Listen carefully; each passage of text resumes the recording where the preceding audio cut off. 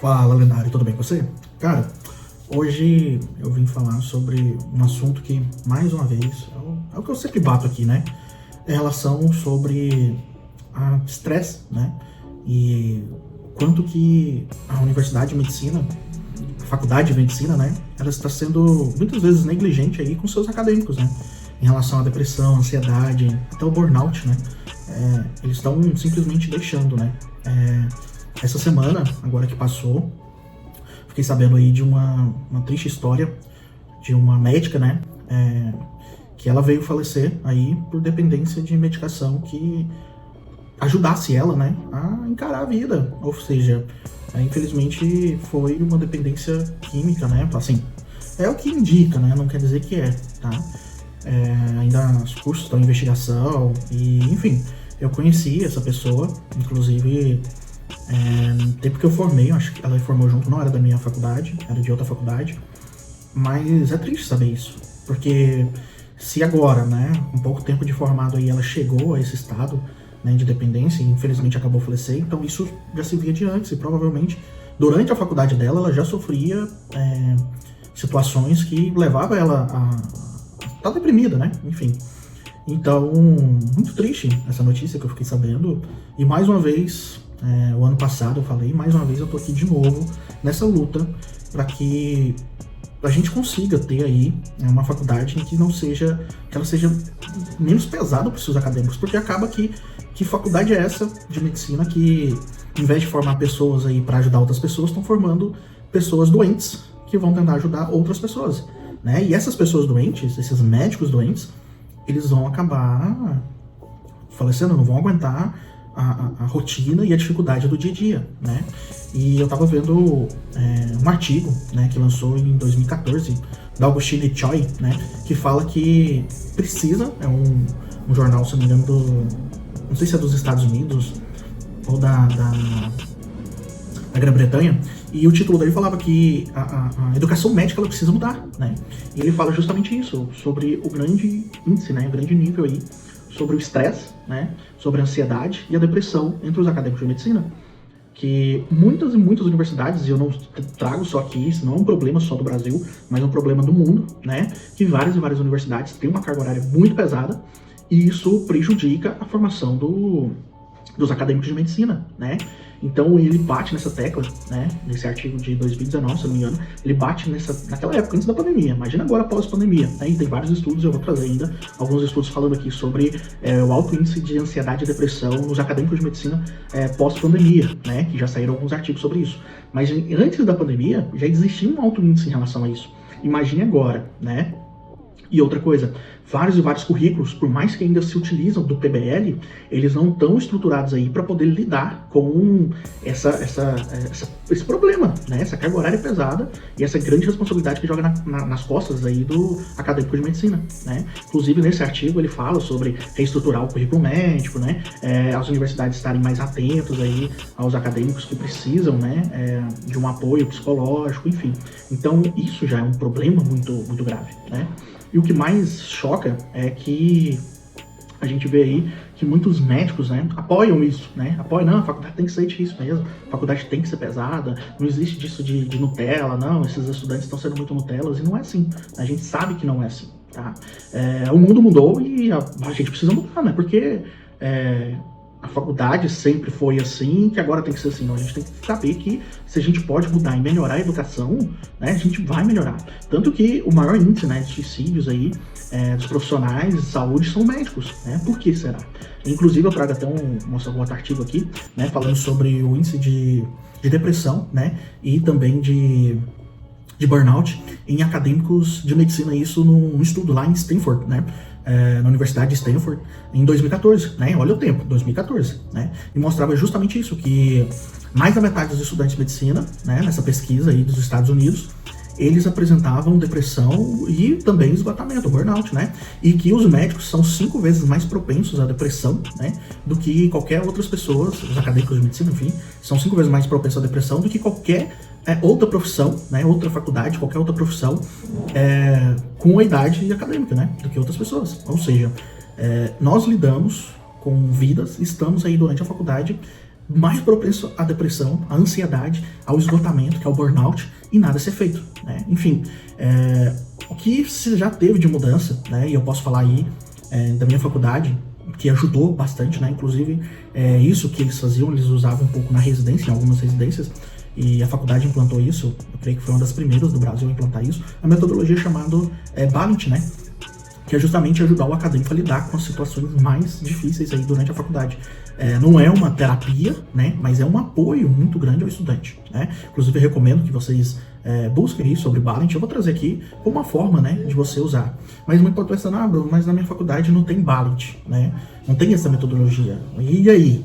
E aí que eu sugiro para vocês que tentem praticar entre vocês, entre alunos, entre colegas, entre pessoas aí que estão no mesmo grupo, né? Tira aí um momento entre vocês e tenta fazer o Balint. Uma conversa não precisa ser igualzinha a metodologia do Balint, mas que seja uma conversa entre vocês que ajude, né? A melhor desenvolver isso, né? O grande problema é que o acadêmico de medicina, ele tá sempre com aquela sensação de que ele sempre foi o melhor em tudo, né? A maioria das vezes na faculdade, na escola, ele sempre foi o melhor, no cursinho ele sempre foi o melhor, né? Passou pelos os vestibulares mais difíceis aí, entrou na faculdade, né? E chega lá na faculdade e vê um monte de gente boa também, que sempre foram os melhores nos locais. Então começa aí essa sensação de querer, né, ser o melhor, né? Uma competição interna de manter ser o melhor, e muitas das vezes vai ter gente melhor que você, né? E aí começa a frustração, né? Frustração é o grande princípio e gatilho para se entrar aí numa depressão, ansiedade e depressão, né? Então começa a ter a frustração, né? E fora que também o peso da faculdade e a carga horária já é muito grande, né? Então assim, isso vai levando o acadêmico a se sentir, né? Um bosta, digamos assim, né? Porque é uma competição interna, tem que ter as melhores notas, né? Sempre ser os melhores, né? Enfim, e a pressão é muita, você acaba não tendo tempo para nada, e você vai lidando ali com pacientes graves, lidando com a morte. Isso vai atrapalhando e vai prejudicando mentalmente de forma assim, não sei nem como explicar, né? De forma inexplicável, literalmente, né?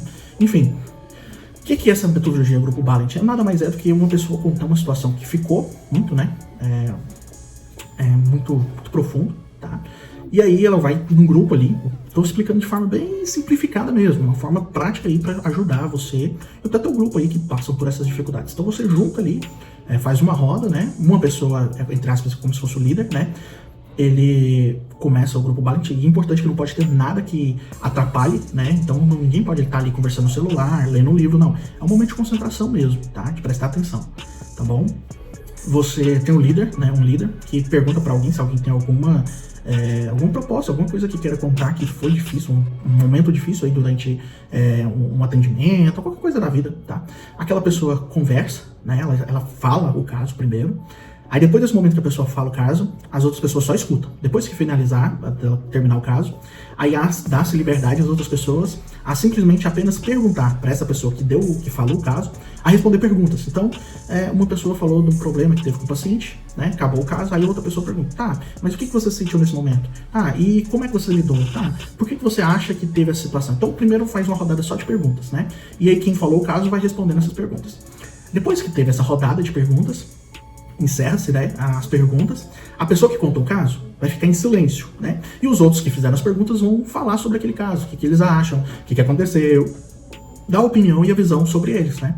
Depois que terminar tudo isso, né, que todo mundo dá a sua perspectiva, a pessoa que escutou, né, que ela contou o caso, e escutou todo mundo, ela vai falar assim, cara, o que foi bom, a opinião foi boa, ajudou, não ajudou. Em 99, quase 100% das vezes, as opiniões ajudam muito a você, a quem contou o caso, ter uma nova visão da situação e melhorar, né? Uma coisa de se aliviar. Essa é uma metodologia, ela não é tão simples assim, mas é uma metodologia, né? Que ajuda bastante a você contar situações complexas, né? Que você teve aí durante a faculdade, até mesmo relação médico-paciente, relação professor e aluno, né? Uma situação que você viu o professor fazendo com um paciente que você achou assim absurdo, enfim. É uma forma de te aliviar, né? Você não guardar isso pra você, né? Uma forma de você ter outras visões de outras pessoas aí falando sobre esse assunto, tá? E você ficar mais ameno sobre essa situação, tá? Então é uma metodologia que é usada hoje em várias residências, né?